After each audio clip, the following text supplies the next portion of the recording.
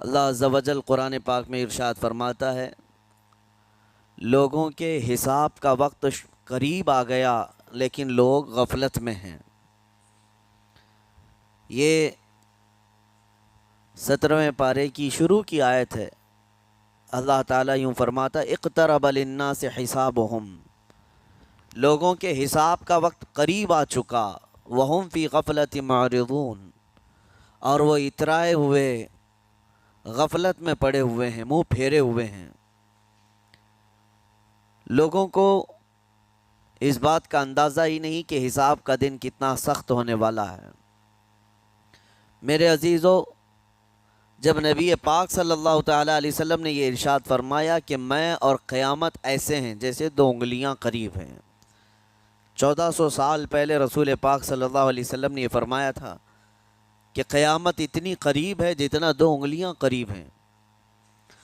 اور اب کے زمانے میں تو قیامت کے سلسلے میں جو حضور پاک صلی اللہ تعالیٰ علیہ وسلم نے نشانیاں بتائی تھی وہ تقریباً پوری ہو گئیں، بڑی نشانیوں کو چھوڑ کر۔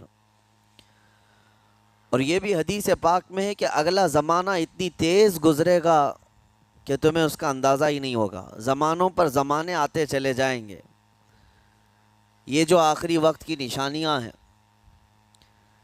میں صرف مختصر سا ایک پیغام دوں گا۔ شعبان کا مہینہ ہے، یہ رسول پاک صلی اللہ تعالیٰ علیہ وسلم کا مہینہ ہے، اور رمضان کے بعد سب سے زیادہ حضور پاک صلی اللہ تعالیٰ علیہ وسلم کو روزے کی حالت میں کسی مہینے میں دیکھا گیا تو شعبان کا مہینہ فرمایا گیا۔ کبھی کبھار پورے شعبان کا مہینہ حضور صلی اللہ علیہ وسلم روزے سے رہتے، اور یہ ارشاد فرماتے کہ یہ مہینہ ایسا ہے جس میں سارے لوگوں کے اعمال اللہ کے حضور جاتے ہیں، پیش کیے جاتے ہیں، اور میرے آقا فرماتے ہیں اس حال میں میرے اعمال پیش کیے جائیں اللہ کی بارگاہ میں کہ میں روزے کے عالم میں ہوں۔ جب میرے اعمال پیش کیے جائیں اللہ کی بارگاہ میں تو میں روزے کی حالت میں ہوں۔ تو یہ شعبان کا مہینہ جو اب رمضان المبارک کے قریب کر رہا ہے، لیکن بعض بزرگوں نے یہ بھی فرمایا شعبان میں موتیں بھی کثرت سے ہوتی ہیں۔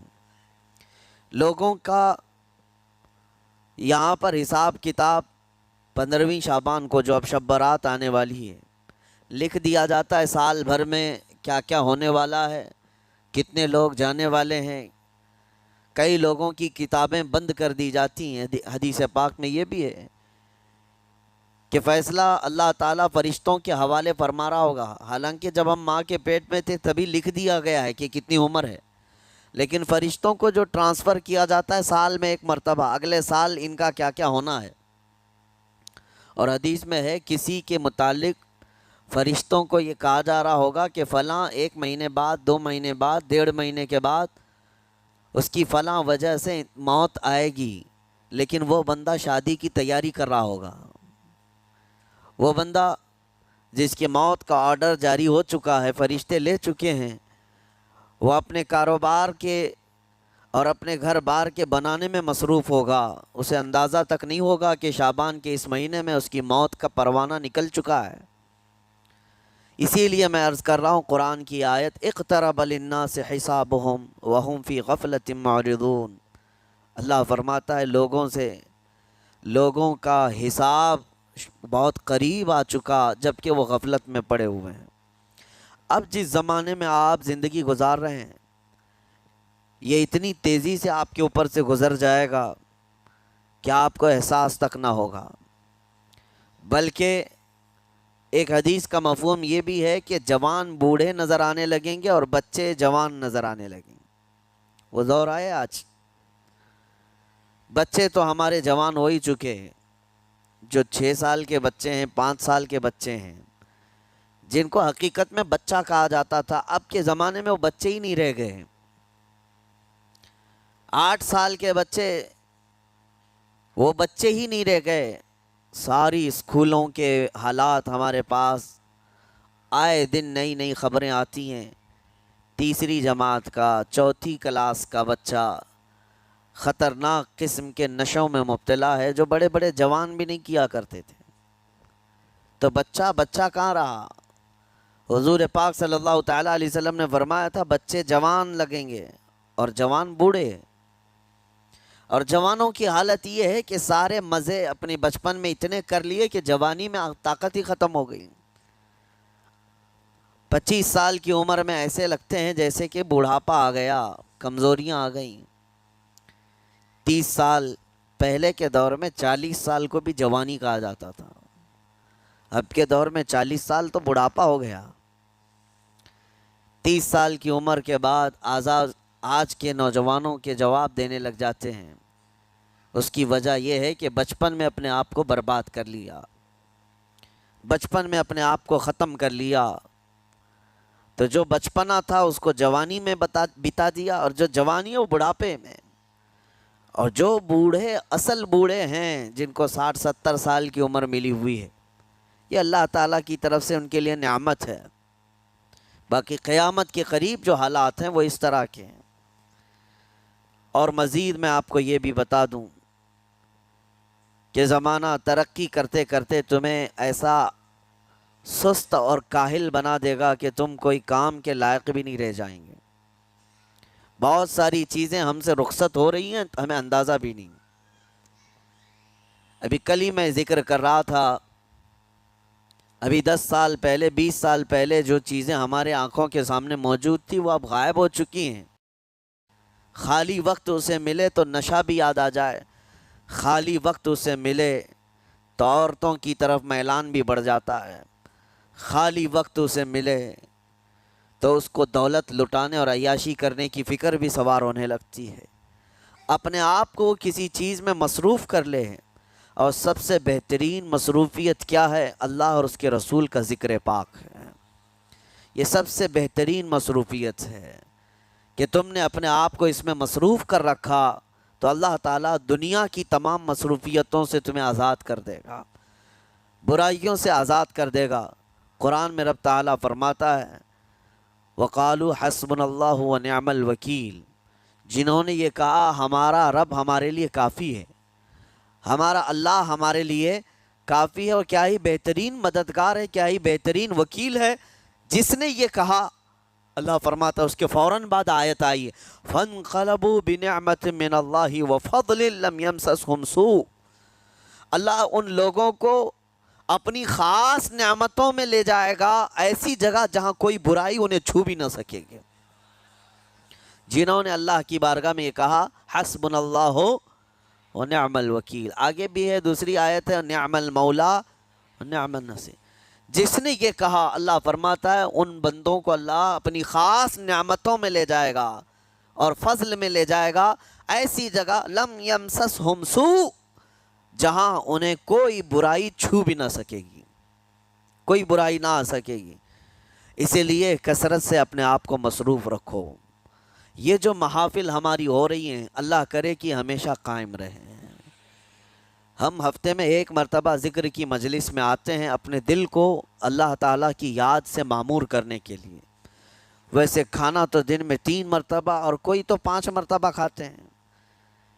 اپنے جسم کا بھرپور خیال رکھا جاتا ہے، ہماری روح کے خیال کے لیے ان مجلسوں میں آنا ضروری ہے۔ یہ مجلسوں کی پابندیاں، اور اگر آپ اس کو ہی یہ سمجھ کر نہ چلیں کہ ہم نے ایک بار ہفتے میں ذکر کر لیا تو اب کافی ہے۔ ہماری گاڑی بھی جو ہے پیٹرول بار بار مانگتی ہے، اس کو جس طرح سے چلاتے ہیں اس طرح سے اس کی خواہش بھی ہے۔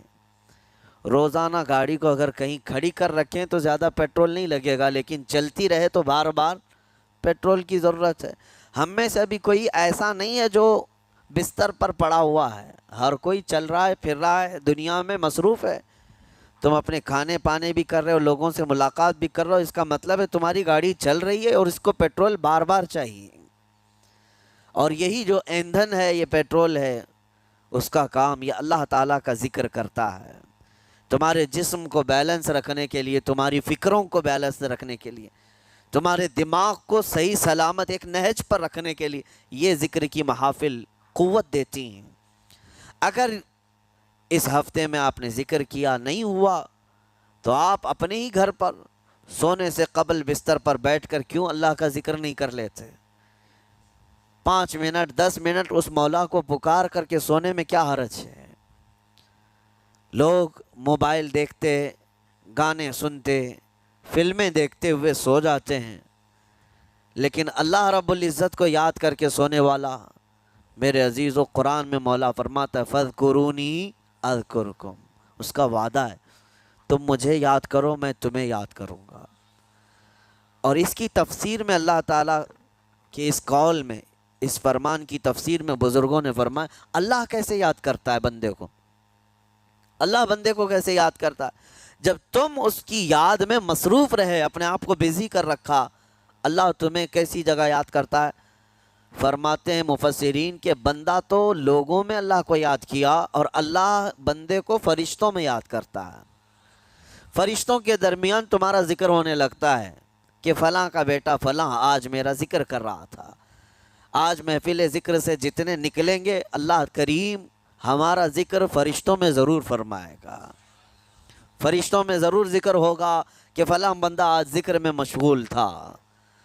اور پھر یہ بھی فرمایا بزرگوں نے، مفسرین نے، کہ اللہ تعالیٰ وہاں یاد کرتا ہے جہاں فرشتے ہوں، فرشتوں کی محفل میں تمہارا ذکر۔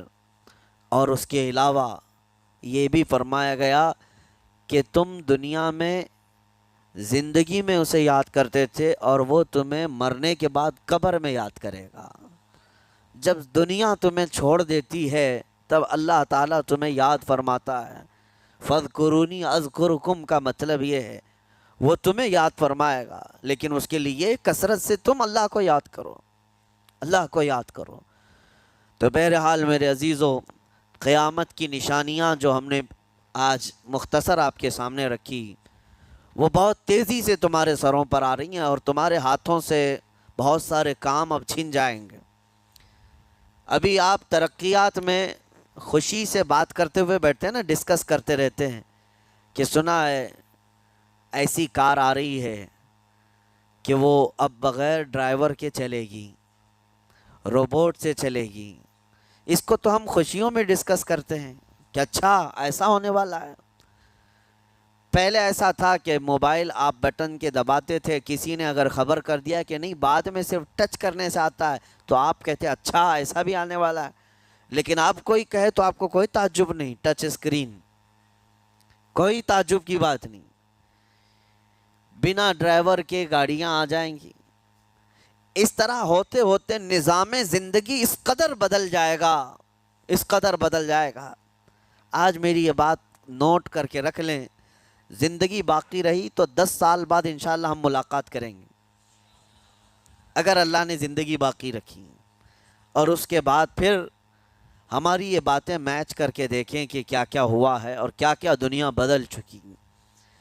اسی لیے میں کوئی بھوشمانی نہیں کر رہا ہوں، اور نہ ہی کوئی جوتش بابا ہوں طوطا لے کر جو بیٹھتا ہے، یا تمہارے ہاتھوں کی لکیریں دیکھ کر کے کوئی فیوچر بولنے والا نہیں۔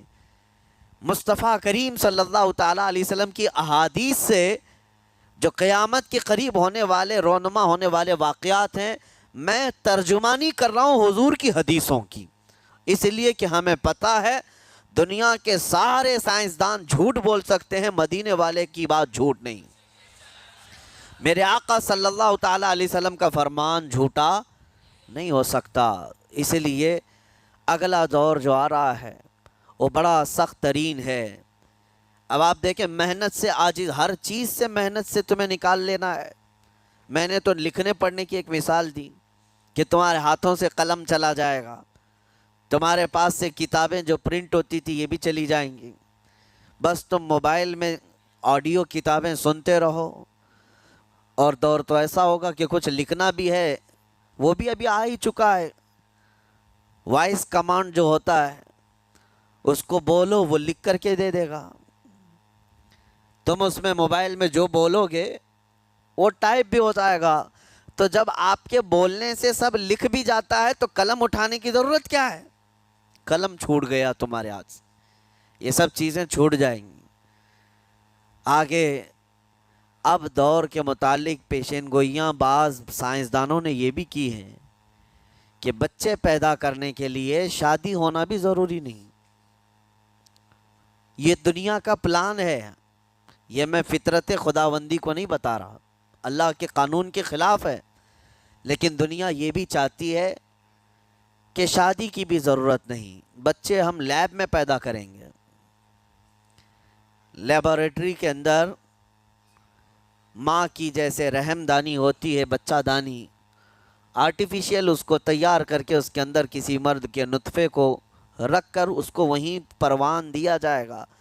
نہ کسی یہ شادی کی ضرورت ہے، نہ کوئی عقد، نہ کوئی ایگریمنٹ، کچھ نہیں۔ جس کو بچہ چاہیے وہ لیب سے خرید لے، ہر طرح کی چیزوں سے تمہیں عاری کر دیا جائے۔ ابھی تو بہت سارے لوگ سوال بھی کرتے ہیں ہم سے ٹیسٹ ٹیوب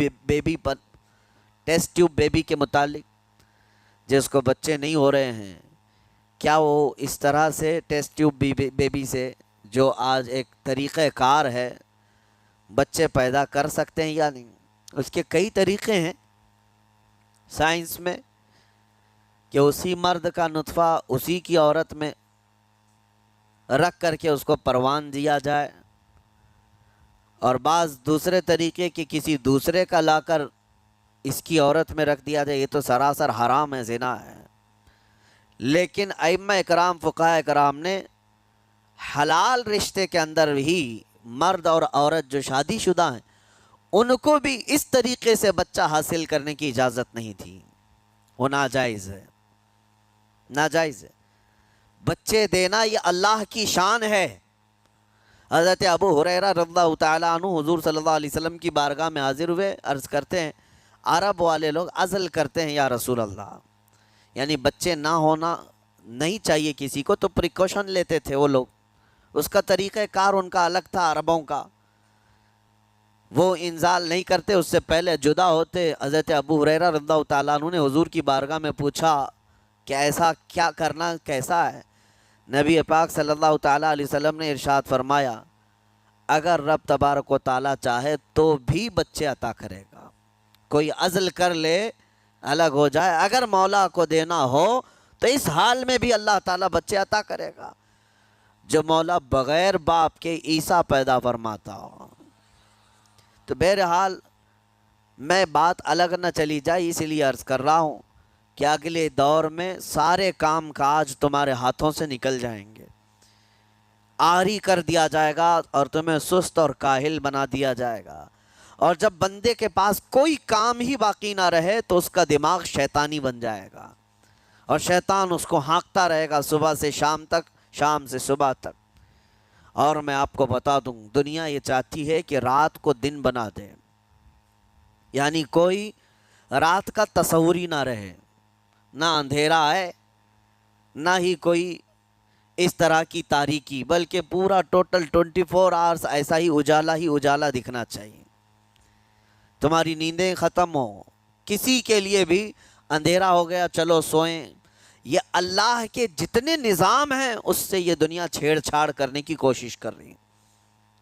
یہ جو خفیہ طاقتیں ہیں دنیا کو جو چلا رہی ہیں، وہ فری میسن ہوں اور سیکریٹ تنظیمیں جو آج دنیا میں کام کر رہی ہیں، وہ قانون خداوندی سے چھیڑ چھاڑ کرنا ان کی فطرت ہے، عادت ہے۔ ہر چیز جو اللہ تعالیٰ کی بنائی ہوئی، پہاڑوں کو اپنی جگہ سے ہٹا دینا۔ عرب میں آج پتہ ہے آپ کو، سعودی میں سب سے زیادہ پہاڑ کاٹے جا رہے ہیں، پہاڑ اتنے کاٹتے ہیں وہ لوگ، پورے کے پورے پہاڑوں کو انہوں نے زمین سے الگ کر دیا، اور وہاں پہاڑ کا وجود ہی نہیں۔ مکہ میں جا کر آپ دیکھ لیں، مدینے میں جا کر دیکھ لیں، 4 سال 5 سال کنٹینیو کئی مشینیں لگا کر کے پورے پہاڑ کو صاف کر دیا، پتھر کے پہاڑ۔ اصل میں یہ نظام قدرت ہے، پہاڑ یوں ہی نہیں بنائے اللہ نے زمین پر۔ والجبال اوتادا، یہ میخ بنا کر کے اس میں گاڑ دیے گئے تاکہ زمین ہلنے نہ پائے، زمین پانی پر ہے، اور جب پہاڑوں سے چھیڑ چھاڑ کیا جائے گا زمینوں میں زلزلے آئیں گے، ادھر سے ادھر زمین ہل جائے گی۔ اور تو اور انہوں نے اپنی ٹیکنالوجی کو بڑھاتے بڑھاتے قانون خداوندی میں چھیڑ چھاڑ کے لیے کیا نہیں کیا، انہوں نے جعلی اور آرٹیفیشیل ارتھ کویک لانے کی کوششیں کی، مصنوعی زلزلے، مصنوعی بارش ہوتی نہیں، لیکن پورے کلاؤڈ کو جمع کر کے، بادلوں کو جمع کر کے ایک جگہ، اور پھر اس کو کیمیکل کے ذریعے سے پانی برسا دیا جائے. لوگوں کو لگتا ہے کہ ابر چھا گیا اور پانی آنے لگ گیا. یعنی بارش بھی مصنوعی برسائی جائے، ہوائیں بھی مصنوعی چلائی جائیں، پہاڑ بھی کاٹ دیے جائیں، جعلی زلزلے لائے جائیں. سونامی کو بھی لانے کی ترکیبیں ان لوگوں نے سوچی کہ زیر زمین جو لاوا ہوتا ہے اس کے اندر دھماکہ کر دیا جائے تاکہ پانی کی موجیں بے قابو ہو کر بہت زیادہ لہریں اٹھ جائیں اور دنیا میں تباہی مچائیں. بیماریاں اللہ کی طرف سے آتی ہیں، لیکن بیماریاں یہ لیب میں بنانے کی کوشش کرتے ہیں کہ وائرس بنائے جائیں اور لوگوں کے درمیان چھوڑ دیے جائیں، جس کو آج دنیا کی بڑی طاقتیں بایو ویپن کا کہتی ہیں. یعنی ہتھیار صرف گولہ بارود بندوق اور میزائل ہی نہیں ہیں، ہتھیار یہ وائرس بھی ہیں، کیمیکل بھی ہے، دوائیوں کی شکل میں. یہ برسوں سے یہ تنظیمیں اس بات پر کام کر رہی ہیں، حتیٰ کہ یہ نظام قدرت کو، نظام خداوندی کو پورے اکثر بدلنے کے لیے انہوں نے مردوں کو عورت بنانا، عورتوں کو مرد بنانے کی بھی مہم چھیڑ رکھی ہے. ٹرانسجینڈر، ان سب کو خاص قانونی حق دیا جائے گا، اور مرضی سے آدمی اپنے جینڈر کو، اپنی جنس کو چینج کروا لے. یہ قانون خداوندی میں چھیڑ چھاڑ ہے نہیں. اور انسان کو جس کام کے لیے پیدا کیا گیا تھا اس کام سے اس کو عاری کر دیا جائے، کاہل بنا دیا جائے. اسی لیے دیکھیں وہ رحمان مولا چاہے تو تمہیں گھر میں بٹھا کر خوب رزق دے. وہ غفار ہے جو چونٹیوں کو اپنے سوراخ میں رزق دیتا ہے، مچھلیوں کو پانی کے اندر رزق دیتا ہے. وہ اشرف المخلوقات کو کیوں نہیں کھلائے گا؟ لیکن اس کا حکم یہ ہے اذا قضیت الصلاۃ فانتشروا فی الارض، جب نماز پڑھ لو تو زمین میں پھیل جاؤ اور اللہ کا رزق ڈھونڈو. یہ نہیں کہ گھر میں بیٹھ کر کے تم پکارتے رہو رزق آ جا، رزق آ جا، رزق آ جا. یہ نہیں ہے. تمہیں کیوں؟ تم کاہل اور سست نہ بنو. تمہیں فرمائے گا ہاتھ پیر چلاؤ. نبی پاک صلی اللہ تعالیٰ علیہ وسلم نے ارشاد فرمایا دنیا کا سب سے بہترین رزق وہ ہے جو اپنے ہاتھوں کی کمائی، محنت سے. اور حضور فرماتے ہیں اللہ کے نبی داؤد علیہ السلام لوہے کا کام کرتے اور خود اپنے ہاتھوں سے لوہے کو تپا کر کے نقش بناتے، اور لوہے کی زرہ جو جنگوں میں پہنی جاتی یہ بنا کر کے بیچتے تھے، اور اس کی آمدنی سے حضرت داؤد علیہ السلام اپنا گھر چلاتے تھے. حضرت ادریس علیہ السلام کپڑے سلتے تھے، درزی کا کام کرتے اور اپنا گھر چلاتے. حضرت ابراہیم علیہ السلام گھر بنانے کا کام کرتے رہے. اسی لیے نبی پاک صلی اللہ تعالیٰ علیہ وسلم نے فرمایا اللہ کے سارے نبی اپنے ہاتھوں کی کمائی کھایا کرتے تھے، کوئی گھر بیٹھ کر کے نہیں. جو لوگوں کو آج یہ شوق ہے کہ بس کسی کو جائیداد میں کچھ پراپرٹی ملی تو کرائے پر چڑھا دو اور کرایہ کھاتے رہو. کیوں محنت کرنا ہے؟ کوئی کام کیوں کرنا ہے؟ میں یہ نہیں کہتا کہ کرایہ مت کھاؤ، کھاؤ کرایہ، لیکن اپنے جسم کو ایسا کاہل اور سست بناؤ گے تو یہ شیطان کی آماجگاہ بن جائے گا دماغ، اور اتنے گناہ کرنے لگ جاؤ گے کہ تمہارے کنٹرول میں نہیں رہے گا. تم اس کو جتنا خالی اور سست چھوڑو گے. یا آلریڈی جو سائنسدانوں نے چوہوں پر ایکسپیریمنٹ کر کے جو دیکھا، اکثر ایسا ہوتا ہے کہ چوہوں پر جو تجربہ کیا جاتا ہے انسان کے فطرت سے بہت زیادہ میل کھاتا ہے چوہوں کی طبیعت. اسی لیے آپریشن تھیٹر میں بھی سکھانے کے لیے چوہے اور مینڈک کا استعمال ہوتا ہے. دوائیاں بھی جو سب سے پہلے بنتی ہیں وہ چوہوں کو کھلا کر دیکھی جاتی ہیں. انسان کی طبیعت زیادہ اس سے میل کھاتی ہے.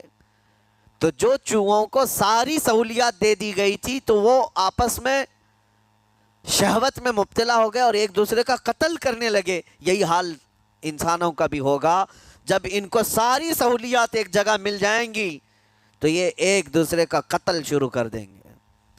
یہ کثرت سے گناہ کرنے لگیں گے اور ایک دوسرے کا قتل کریں گے. اسی لیے آپ کو میں جو بات کہہ رہا تھا وہ ادھوری رہ گئی. وہ رب تبارک و تعالیٰ چاہے تو گھر بیٹھا کر تمہیں کھلائے، لیکن آپ مجھے یہ بتاؤ، یہ جو مسجد میں بلاتا ہے تمہیں رب تعالیٰ 5 وقت، فجر میں، ظہر میں، عصر میں، مغرب میں، عشاء میں، اور ہر ایک میں تمہیں اپنی پیشانی زمین پر رکھنی ہے، ہاں ایک مخصوص طریقہ ہے، کیوں؟